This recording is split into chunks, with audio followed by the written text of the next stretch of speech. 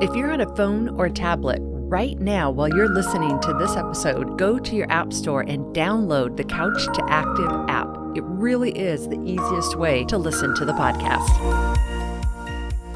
Well, hello and good morning, everybody. It is Tuesday, July 21st. I have a very, very special person in my life who it is her birthday today, but I promised I wouldn't say anything about who this person is. So happy birthday to you, and love you very much. And if it just happens to be your birthday today too, then happy birthday to you.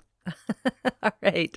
Today, we are going to revisit the topic of minimum exercise recommendations because this is something that's good to review over and over again. And the reason for this is because of all the things we don't agree on worldwide or politically or religiously, the minimum exercise recommendations is something that we agree on globally. I've looked at as many countries as I can that have English websites, and we either all agree or we're all copying from each other. But I think we pretty much agree.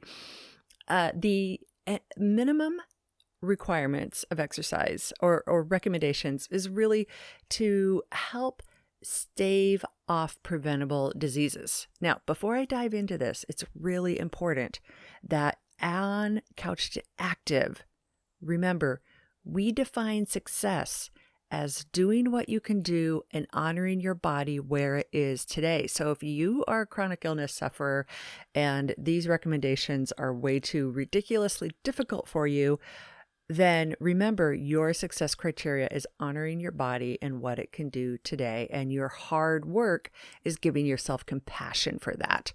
Because I know, I know you want your body to keep up with your spirit. So for the rest of us who are feeling a little couch potato-ish, your minimum recommendations globally is essentially this. In a given week, you want to do 150 minutes of cardiovascular exercise. So that's running, swimming, dancing, anything that gets your heart rate up a little bit. And then twice a week, you want to do a weight-bearing exercise. And that's anything that puts weight on your muscles and bones, because we're talking about building muscular strength to support your skeleton and organs. And we're talking about putting weight and pressure on your bones in order to help prevent osteoporosis, because our body it's fascinating how it just knows, if I need to have stronger bones because they're using their bones, then I'll make stronger bones. It's that the body's just so incredibly complex that way. So that's it in a nutshell. All exercise counts. All exercise counts. We used to say you need to work for at least 15 or 20 minutes for it to count. Who's we, right? The recommendations used to, back in the 80s, in our hot pink leg warmer and, neon green sweatpants, we used to say you have to exercise for at least 10 minutes or 15 or 20, something like that. I've lost track. But now when you look at the recommendations, they're realizing the research and the data is showing all movement helps. All movement helps. And here's a fascinating thing.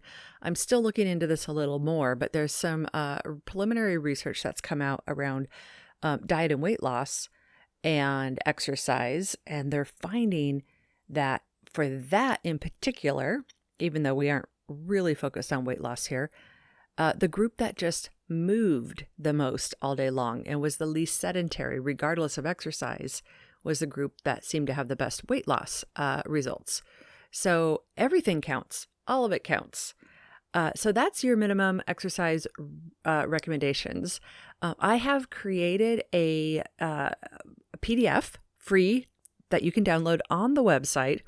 So if you head over to couchtoactive.com, this PDF has the minimum exercise lists there. It's a beautiful, pretty document. You'll enjoy looking at it just because it's it's a beautiful document. And then it gives ideas of how you can implement this in your life. It's got some mindset questions to help you really think about how to get motivated to do this.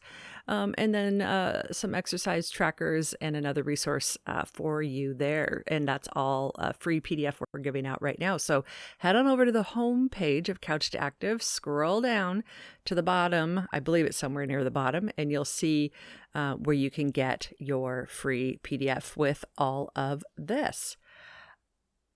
Alrighty, friends. Have yourself a great Tuesday, and happy birthday to you, my friend. And we'll see you all, tomorrow. Okay, hang in there.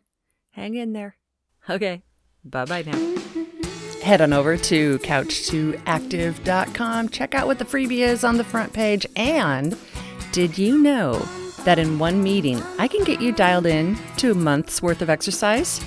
Check it out on couch2active.com.